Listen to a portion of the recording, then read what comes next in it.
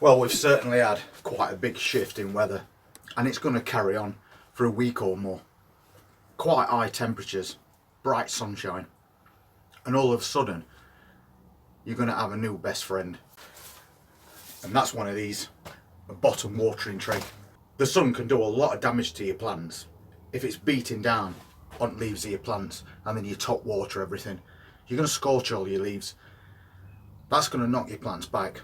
So you need things like this, something you can put all your plants in, put a bit of water in, water everything all at once. Or even something like that. You can get those from Wilko's, little trays, and again you can get a couple of packs of plants in there and then just take them out and swap them over, constantly bottom watering. We've just made a few changes to that container garden because we know what's coming, and we know it's going to be hard to keep up with all the greenhouses as well.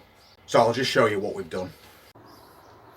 So this is what we've been doing this morning, adding all these bottom watering trays so we can put all those plants in and they can get that watering right at roots where they need it and not on top. And we've popped a couple in there. And once they've had enough, we can drain excess and then put a little bit more in later on if we need to. But that's quite a lot of plants to keep on top of. Obviously things like your towers, you're just going to have to water those by hand.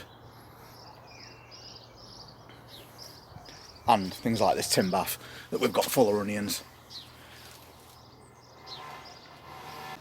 Anything that's in large containers, you're going to have to do manually. But we have got some trays sat on the floor to put bigger containers in if we need to. Obviously your greenhouses are going to dry out quite quick as well. Make sure you leave doors open and open the top window if you've got one. And if you water your plants, make sure you water them around the base. Don't splash water onto these leaves because it's going to cause problems for you later on.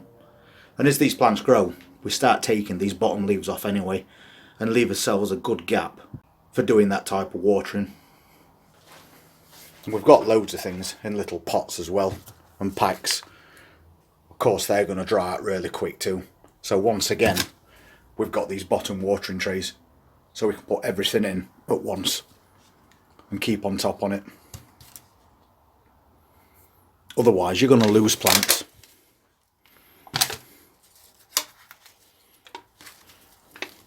And we're still going around removing the leaves on plants that are past the best and encouraging them to grow on a bit stronger.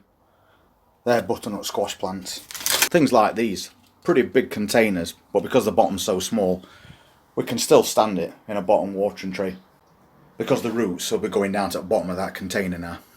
So they'll still be able to take up enough water.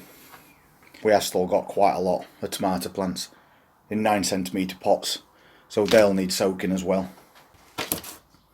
And so far everything looks okay, but that's because we've got these in readiness for when it gets hotter this afternoon. And I'll just put about 1 inch of water in the bottom of there, and then I know everything's going to be perfectly fine and the leaves aren't going to get burnt. You're also going to find that some plants are more susceptible to that heat than others, and that's going to be things like your lettuces or your salad leaf type of plants. They're going to be one of the first things to go down if they get too hot. We've got some really nice ones growing, as you've probably seen before.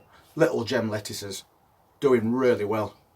But a few hours in this greenhouse at this heat and they'll soon go over. They will pick back up if you water them later on, but you're not doing your plants any good. And if you're away from these plants a little bit too long before you water them, you're probably going to lose them altogether.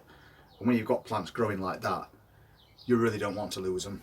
So the best thing to do with plants like that is take them outside.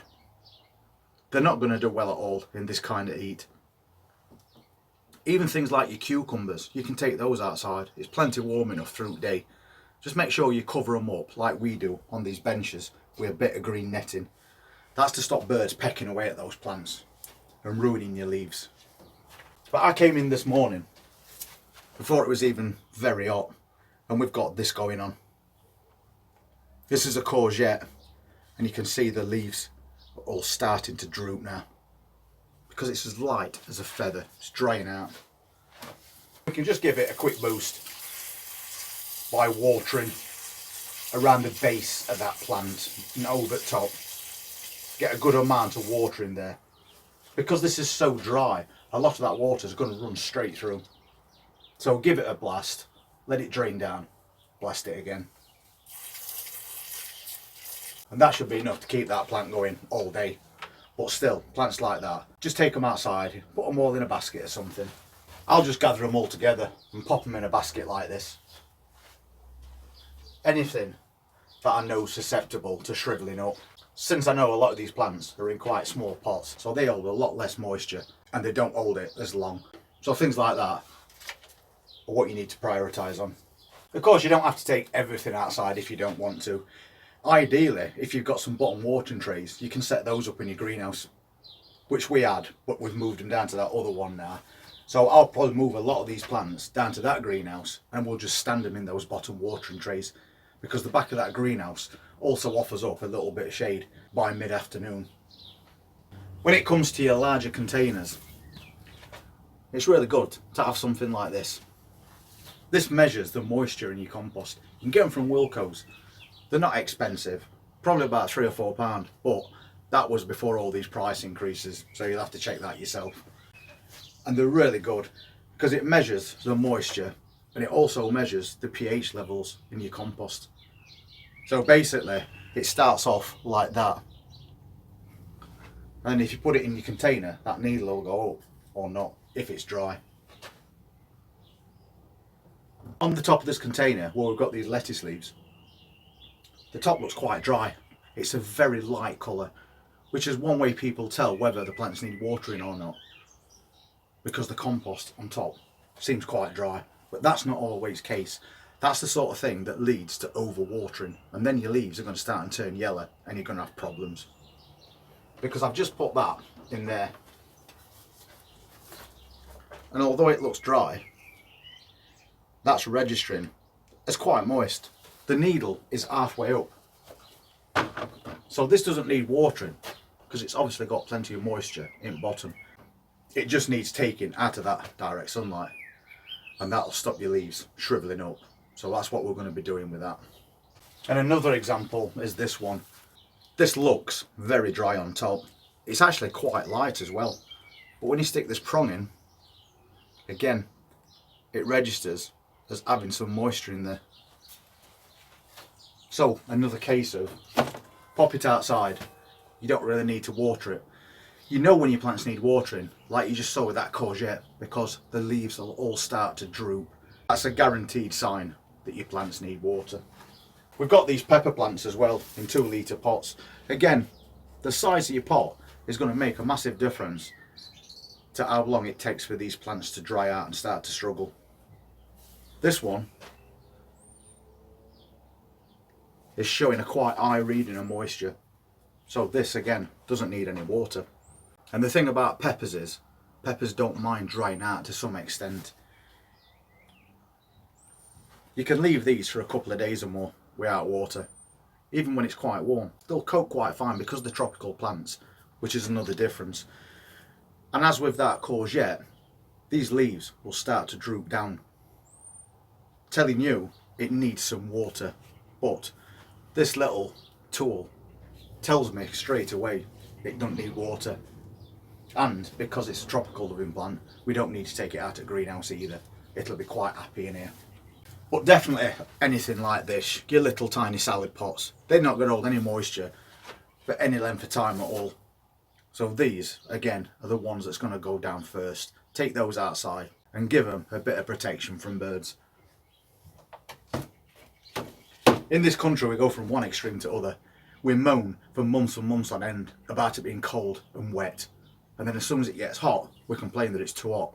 And so do the plants. The plants that we're not hardly attempting to grow at all over the last few weeks, all of a sudden find it too hot for them and just start flopping over. So you've got that run around constantly. And if you're a person that works 5 days a week, you're going to have quite a while where you can't attend to these plants. Or maybe you've got an allotment somewhere that you can't get to every day. So that's where these bottom watering trays are going to come in handy. Just put a bit in, let them soak it up. If it goes really quick, put some more in. Tip out the excess at the end of the day. Don't let them sit in water all night, because then you're going to cause root rot, and that's just as bad as letting your plants dry out altogether and die. This is one we've had tugged right at the back where all these pots, and it's got missed, and that's your result. French beans, completely dead. Just a couple of days without water in a little bit of sunshine. So you can imagine what a lot of sunshine and warmer temperatures are going to do to your plants. So they're no good now. And you don't want to be chucking your plants away. You don't want to see all your hard work over the last few weeks go to waste. Just for the sake of a couple of these trays. So maybe pop to Wilco's and get a couple, or use anything else that you can use. Any plastic containers you've got around house, you can just sit your plants in some water for a bit. That's going to do the job. You're not top watering, so your plants are going to be perfectly happy at that. Another thing that's quite useful, if you've got any, are watering globes. They're basically plastic globes with a long stem on them, and you fill them up with water, then you tip them upside down and push them into your soil. And they'll drip feed your plants for a couple of days or more, and you can get those off Amazon or eBay. So if you've got lots of containers that are quite big, or hanging baskets, because that's what we used them for last year, and you're going to be away for a day or more, or even less when it gets hotter, you can get these watering globes, pop them in your containers, and they'll gradually feed water to your plants. So if you've got quite a lot to go out and you are away now and then, that might be something worth investing in. And I just think that for the moment, the bottom watering trays, maybe a couple of watering globes, will be enough to sort out pretty much anything. Especially if you take your most tenderest plants and move them outside, because by doing that, you're halving that problem to start with. Anyway, it's getting really warm in this greenhouse already, so I'm going to pop down and get myself a nice drink, a cold orange, which is something else that you need to keep your mind on as well. Keep your plants hydrated, but at the same time, make sure you're hydrated as well. I hope you're okay with all your plants over the weekend as well. Keep your eye on that weather. It is going to get quite hot over the next 6 to 7 days. So just make sure you've got everything prepared for that. Thanks for being part of this channel. I really appreciate it. And if you're not already subscribed, please hit that subscribe button and press that notifications bell. And we'll see you at next update. Enjoy your weekend and stay cool.